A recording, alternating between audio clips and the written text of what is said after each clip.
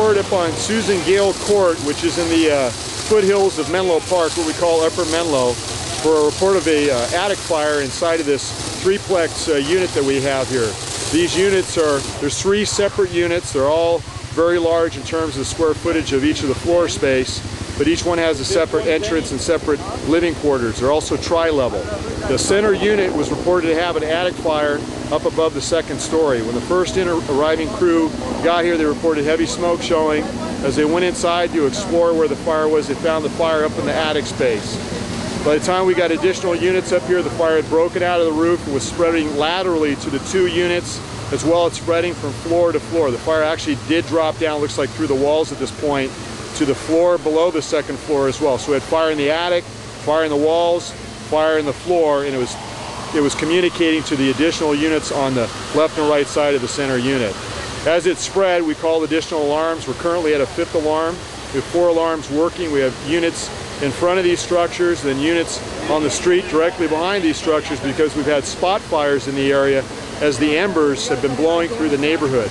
All of these units up here are multi-unit residential structures, multi-story, multi-level, and the fire was blowing onto their wood shingle roofs. While they did have sprinkler systems, it looks like in the garage, they did not have sprinkler systems throughout. So we have heavy combustible roof combined with no sprinklers in the building, and we had late detection, a good head start on us, and lateral movement again in the floors, in the walls, and the ceiling. So it really got a good start on us.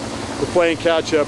We spent a lot of time trying to get it out, but unfortunately it's spread into 2 other units on either side. We have heavy fire damage in all 3 of these units, as well as some units to the rear of this that had embers landing on the roof, starting additional spot fires on those roofs or in vegetation like trees around the structure. We don't know if they have a common attic at this point, but it looks like there's common raceways that will probably be inside the structure itself, because for the fire to communicate from unit to unit, there has to be a way in which that occurs. Now, it did get out on the balconies on the 2nd floor, so whether it rolled over to the next unit at that point, because of the tiering of the units, it allows at a lot of points for the fire to move out and spread to the next unit. Yet I do know when I arrived on scene, I actually went to the street behind this because we had already had a report of a fire behind the structure. And that fire behind the structure was actually a tree on fire, so we had no fire at that time to the rear units, but the lady at that time who was back there who asked to evacuate advised me that she had heavy fire outside her building, and she was one of the ones that did call 911.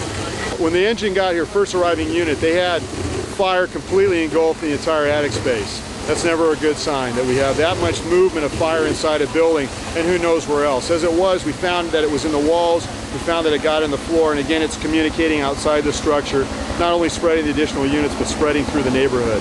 Right now, we believe there are no occupants in the structures. We've checked. The first unit has actually suffered the least amount of damage. That would be as we're facing the address side of the structure on the left side.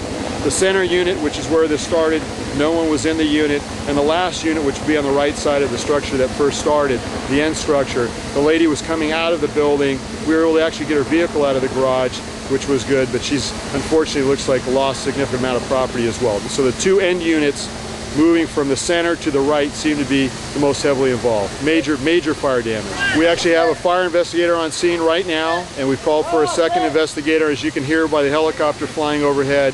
We also have aerial support with a helicopter from CAL FIRE flying through the area to make sure we don't have any additional ember fires on these wood structures.